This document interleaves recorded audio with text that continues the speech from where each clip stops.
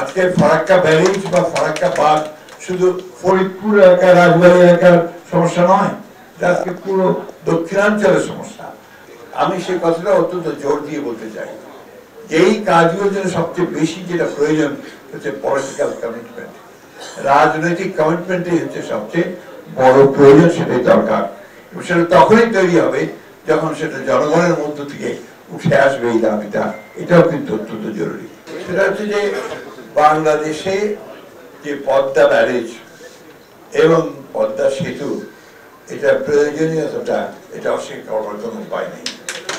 একই সঙ্গে যে জেলাগুলো আপনার এফেক্টেড, যে মানুষেরা এই সেতু বা ব্যারেজের জন্য আপনার অপেক্ষা করছে, তাদের প্রয়োজনটা এটা আমরা এখানে উপলব্ধি করেছি।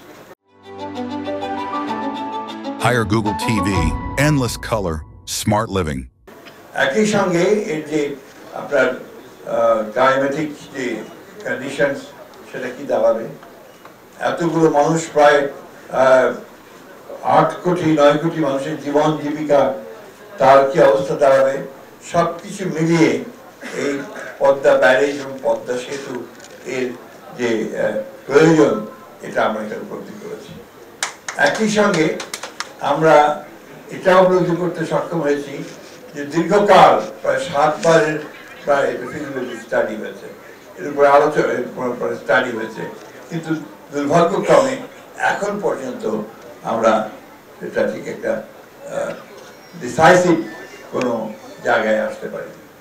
যে কথা এখানে আমাদের বিশেষজ্ঞরা বলেছেন অত্যন্ত জোর দিয়ে, আমি সেই কথাটা অত্যন্ত জোর দিয়ে বলতে চাই, এই কাজগুলোর জন্য সবচেয়ে বেশি যেটা প্রয়োজন হচ্ছে পলিটিক্যাল কমিটমেন্ট। রাজনৈতিক কমিটমেন্টই হচ্ছে সবচেয়ে বড় প্রয়োজন, সেটাই দরকার।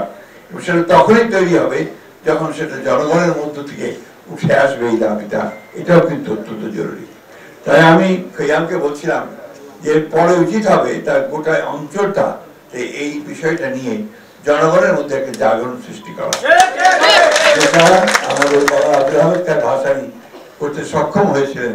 তিনি ফারাক্কা মার্চ করে গোটা বিষয়টাকে, সেই ফারাক্কা ব্যারেজের বিষয়টাকে শুধু দেশে নয় আন্তর্জাতিকভাবে সেটাকে সামনে নিয়ে এসেছেন, যার ফলশ্রুতিতে আমরা দেখেছি যে শহীদ প্রেসিডেন্ট জিয়া রহমানও সেটাকে আন্তর্জাতিক বিশ্বে এই বিষয়টাকে নিয়ে গেছে।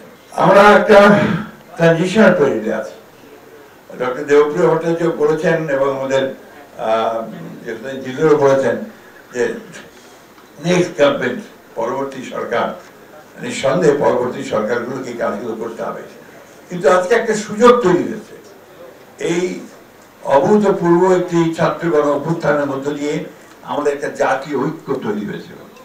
সেই জাতীয় ঐক্যকে সামনে নিয়ে আমরা যদি সবাই আমাদের মূল বিষয়গুলোকে সামনে আনতে পারি, সেই বিষয়গুলো যদি কাজ করে চিন্তার ঐক্য মধ্যে যদি থাকে, তার নিঃসন্দেহে আমরা সফল হব।